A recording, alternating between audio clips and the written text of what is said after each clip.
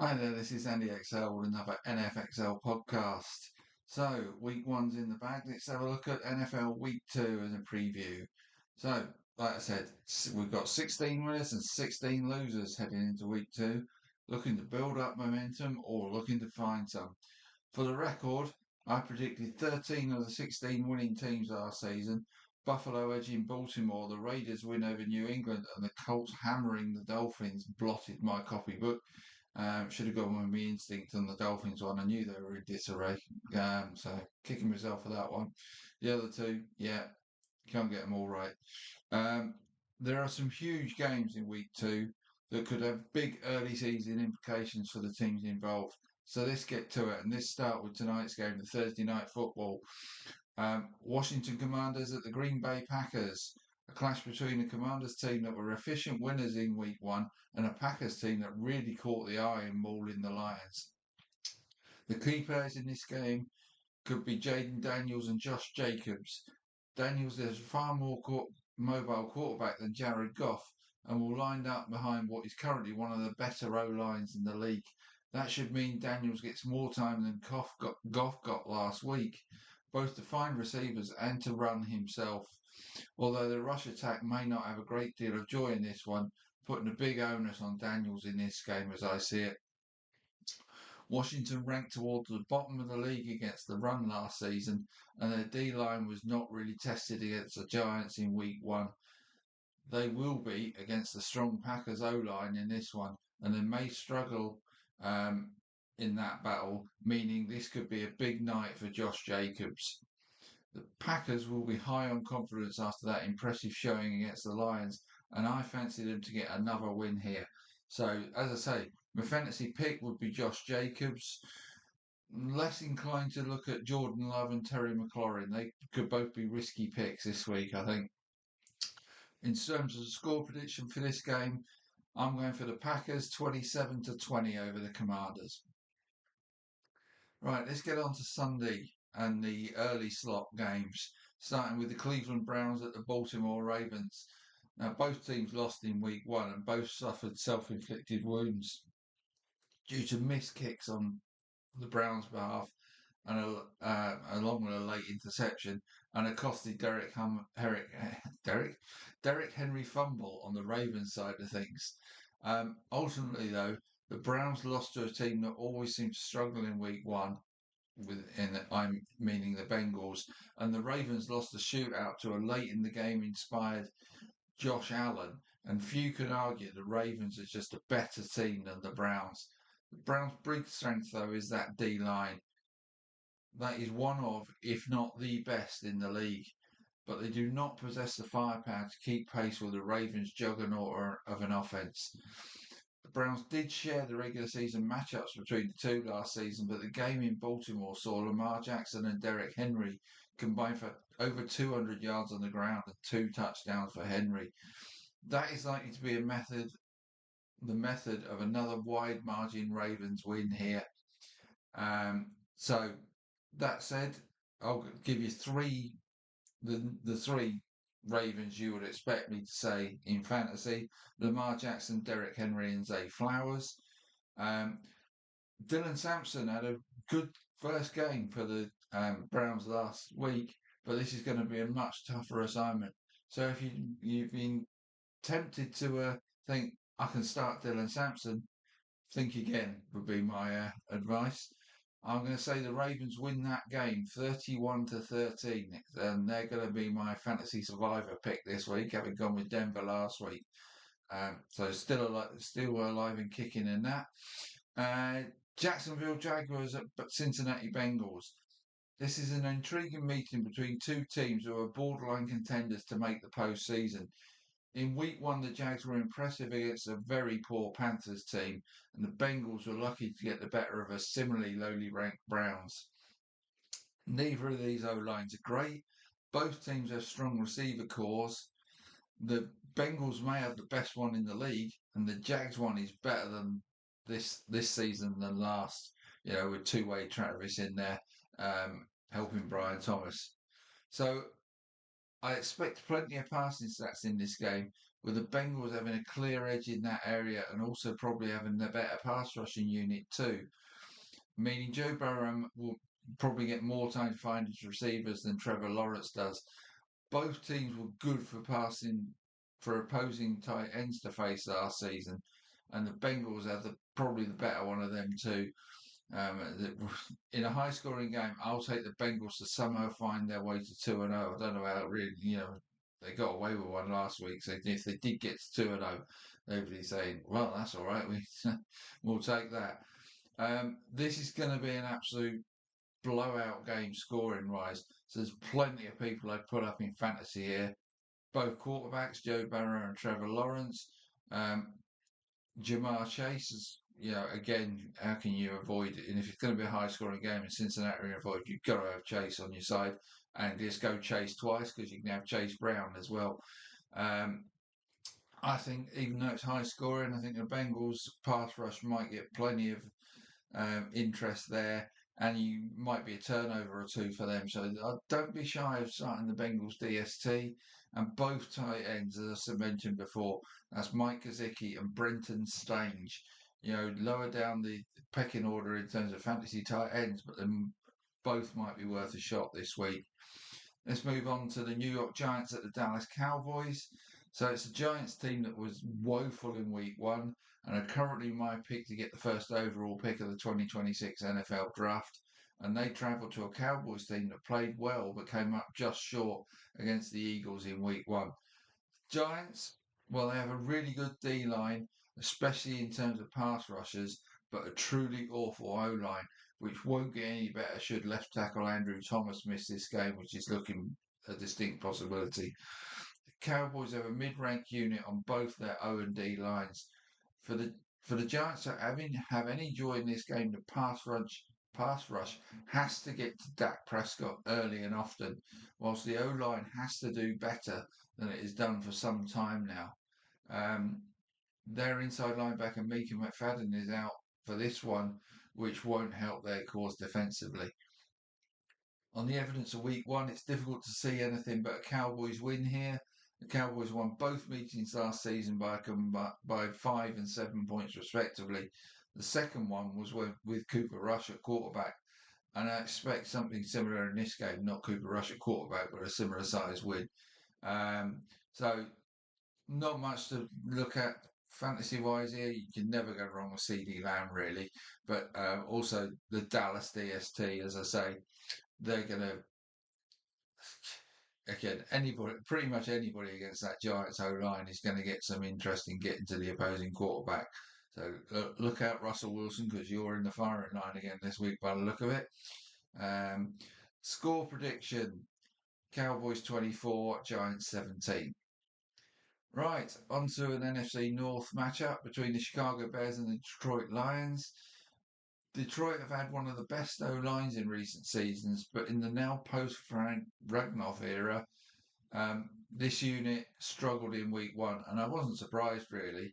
It's not surprised for a newly formed unit to struggle a bit, but they need to find their feet quickly if the Lions' offense is going to get back to its potent nature of the last couple of seasons.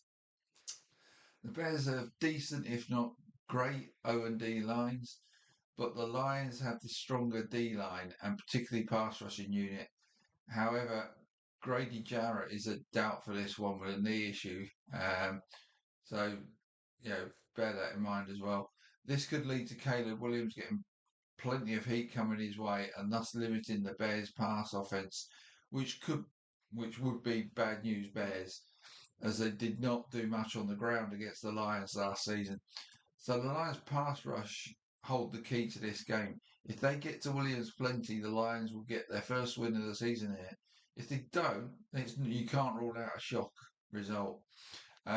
DJ Moore has had two good games for the Bears against the Lions last term and could be the receiver to watch for the Bears.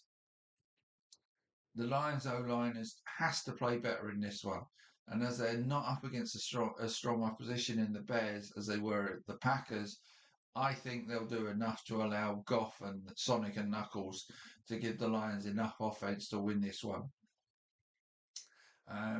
Pick-wise, I've already mentioned DJ Moore, and this will give you both Sonic and Knuckles.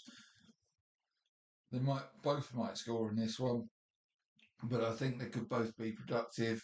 On the flip side, I don't think the Bears are going to have much joy running the game, so I would avoid DeAndre Swift. And I don't think this is going to be an absolute cakewalk for the Lions, but they'll get home 21-16, I'm saying. Right, New England Patriots at the Miami Dolphins. Um, the Patriots suffered a disappointing loss to the Raiders in week one. That was one of the ones I didn't call. Both those teams are improving, and the Raiders actually came out the block stronger than the Patriots. But the Dolphins were just atrocious in their loss to the Colts. They looked disunited and a demotivated squad, and the noises pre-season out of their camp were of the same ilk. Until they show they're ready to change that mentality, I'm going to oppose them pretty much every week, and that includes this one. Pats have made a huge roster changes this off-season, so it could take time for all of that to bed in, but they will at least all be pulling in the same direction. Dolphins did win both games between the two last season, but I'm going to take the Pats to grind out a win here. I anticipate the Pats O-line to dominate the Dolphins D-line, meaning the Pats will have enough to score points, whereas the Dolphins, probably on the ground, they're going to grind it out. Whereas I see the Dolphins struggling on offense for the second week in a row, and potentially losing right tackle Austin Jackson will not help them to protect Tua from the Pats pass rush either. Pick wise, like I say, I think New England might do it on the ground, but trying to decide whether Tre'Veyon Henderson or Ramondre Stevenson is going to have a big game, I couldn't call it, and I suspect they might share the load this week, so I wouldn't really plump for either of them as a fantasy pick. Devon Achane might do all right for the Dolphins, though, on the ground. And I think the New England defence and special teams is going to come up with some plays to make it a reasonable scoring option. In fact, they're going to be starting for me, I think, in at least one of my leagues, probably both. Risks, I think Drake May and Stefon Diggs might not have big weeks for New England, even though I'm taking them to win this game by 20 points to 13. San Francisco 49ers at the New Orleans Saints. The 49ers made hard work of beating the Seahawks last week and have looked to have lost key receiving weapons in George Kittle. Added that to Brandon Aiyuk, who had already gone. Jauan Jennings is struggling to make this game as well. He'd probably play, but not going to be fully healthy. The Saints were on the wrong end of a similarly workmanlike performance from the Cardinals last week, similar to that of the 49ers. This Saints defense is the strength of their team and will make life tough for the 49ers. But the same could be said of the 49ers D for the Saints offense. That defense will be without Julian Blackmon for the foreseeable future, though, and would love to get Chase Young back for this game. The Saints could also be without both starting offensive tackles this week, whereas, like I say, the 49ers have plenty of injuries concerns too. I've already said they started the season without Brandon Aiyuk. They've now lost George Kittle. Jauan Jennings is doubtful for this game, and it looks like Brock Purdy's now gone down for a period of time as well. Could be a number of weeks, but till we could be talking till mid-season, or he could be back. They've brought him out for this week, but looks like Mac Jones is going to take over in the short term. So this could be a lowish scoring affair, although the Saints were far from great against the run last season. So Christian McCaffrey is going to be asked to carry the load, and he may well do so. And also Ricky Pearsall's probably going to be the dominant receiver for the 49ers. So they're going to have to carry the 49ers offense in this one. But I can see a shock here with the 49ers offensive injuries allowing the Saints to edge this one. So, a lot of people have been down on the Saints. I've always said they've got something, particularly on the defensive side. Fantasy-wise, watch out for both defense and special teams. You can take either the Saints or the 49ers for me. Alvin Kamara's come up big for the Saints. And like I said, McCaffrey and Pearsall are going to be the leaders for the 49ers. But here comes a shock. The Saints are going to beat the 49ers 20-17, low scorer, but the Saints will just get home, I think. given the 49ers injury issues. Um, Buffalo at New York Jets. The Bills got a huge win over Baltimore in week one, huge in terms of significance rather than margin, whilst the Jets emerged with credit from their loss to Pittsburgh. But can the Jets do as well against one of the best teams in the league? Personally, I doubt it and see the Bills winning this one with room to spare. The Bills have by far the better O-line of the two teams, and a similar picture emerges regarding the opposing D-lines. Net result being Josh Allen will have time to find receivers, and James Cook also is going to be able to run plenty. Justin Fields and Breece Hall will not have the same luxury.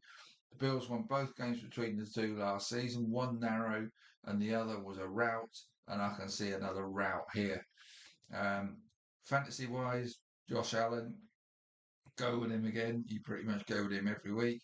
James Cook will do well, and the Buffalo defense might have a decent game as well. Less keen on Keon Coleman. I know he had a great week one, but I'm less keen to get the. He's going to see some of Sauce Gardner. Now I know he plays at both sides of the field, Keon Coleman, but Gardner will limit him to some degree. Prediction wise on a score, I'll say Buffalo 31, the New York Jets 17. Right. Los Angeles Rams at the Tennessee Titans. The strength of the Rams offense is that passing game. The strength of the Titans defense is against the pass. So this could be a close one to call if the Titans offense and mainly their O-line can stand up to the Rams D and the young pass rush in particular. And that is going to decide this one, as I see the Rams defense restricting the Titans in the same way as they did Houston in week one. So the Rams should get to 2-0 with comfort here, but a point of concern is the health of both the Rams starting guards. If both miss this one, that could make running the ball tough for the Rams. So fantasy pick wise, I'm only going to give you the Rams defense. I think they'll give the young rookie Cam Ward plenty to worry about this game. Risky picks, Puka Nacua and Devontae Adams. I worry about that Rams offensive line here, and whether Stafford is able to pass a lot on Tennessee. So one of them may have a half decent game, but I can't see either of them having big games. And also the same can be said for Kyren Williams, and that's the concern there is that those two guards, if they don't play, they might struggle to run the ball. But I still think the Rams will have enough to get home, so I'm saying the Rams win that 20-13. That's the Thursday night game and the early Sunday games looked at. So that's part one of my week two preview. I'll call it time on that one there, and I'll come back with part two about the Sunday late and then the subsequent games in another pod. So there you are. That's your first look at week one. See you soon.